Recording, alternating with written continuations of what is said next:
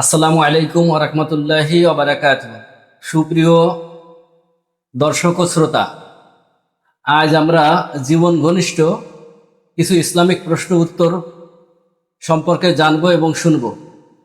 আজকে প্রশ্নের উত্তর করবেন নড়াগাতি থানাধীন নড়াইলের ঐতিহ্যবাহী বড়দিয়া খাদেমুল ইসলাম মাদ্রাসা ও এতিমখানার সুযোগ্য মুহতামিম মুফতি উবাইদুল্লাহ সাহেব। সাথে আছি আমি মোহাম্মদ আলাউদ্দিন। আমাদের ফেসবুক পেজটি ফলো দিয়ে ও ইউটিউব চ্যানেলটি সাবস্ক্রাইব করে আমাদের সাথে থাকবেন। আপনাদের কোনো প্রশ্ন থাকলে কমেন্টে এবং ইনবক্সে জানাতে পারবেন, আমরা উত্তর দেওয়ার জন্য চেষ্টা করব ইনশাআল্লাহ। আজকের প্রশ্ন এক ভাই প্রশ্ন করছেন, যে প্রশ্নটা হচ্ছে এমনই: মসজিদে নামাজ পড়ার পর মসজিদে বের হওয়ার আগে কিছু কিছু লোককে দেখা যায় একটা সিজদা করে সিজদা শেষে দুই হাত মসজিদের ফ্লোরে ছোঁয়ানো এবং সেটা কপালে হাত দেওয়া, মুখে সেই হাত মুখে চুমু খাওয়া, বুকে দেওয়া। এই বিষয়ে ইসলাম কি বলে? মুফতি সাহেবের কাছে এই প্রশ্ন করছেন। ইন্নাল হামদুলিল্লাহ ওয়াসসালাতু ওয়াসসালামু আলা মান লা নাবিয়্যা বা'দা।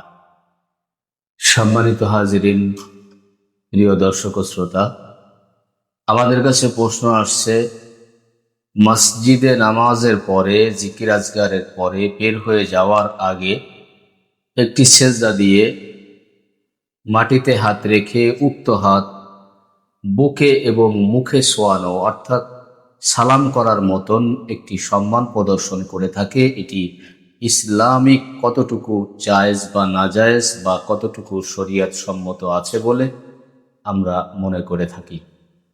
সম্মানিত দর্শক ও শ্রোতা, সর্বপ্রথম একটি কথা আমাদের মনে রাখা দরকার, ইসলামের বহির্ভূত যাহা কিছু রয়েছে সব কিছুই শিরিক বা বেদাতের অন্তর্ভুক্ত। শিরিক আর বেদাত চিনতে হলে সর্বপ্রথম আমাদেরকে যেতে হয় কোরআন এবং সহিহ সুন্নাহর মধ্যে। নবী করিম সাল্লাল্লাহু আলাইহি ওয়াসাল্লাম এবং সাহাবী আজমাইন, তাবেঈন ও তাবেঈন, পরবর্তী আইম্মায়ে মুজতাহিদিন, সালফে সালিহিনদের পক্ষ থেকে এই পর্যন্ত কোনো মুমিনের পক্ষ থেকে এমন কোনো আমল আমরা কখনো দেখি নাই বা কখনো শুনি নাই যে আমলের কথা আমরা এখন শুনছি।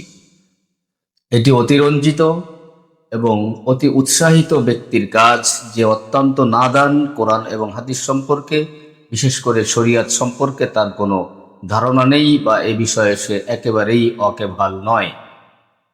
আমরা শেষ মুহূর্তে বলতে চাই, অবশ্যই এটা বেদাতের অন্তর্ভুক্ত, অবশ্যই এটি নাজায়েজ।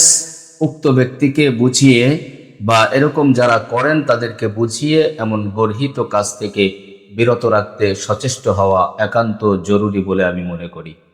মাআসসালাম। মুফতি সাহেবকে অসংখ্য ধন্যবাদ।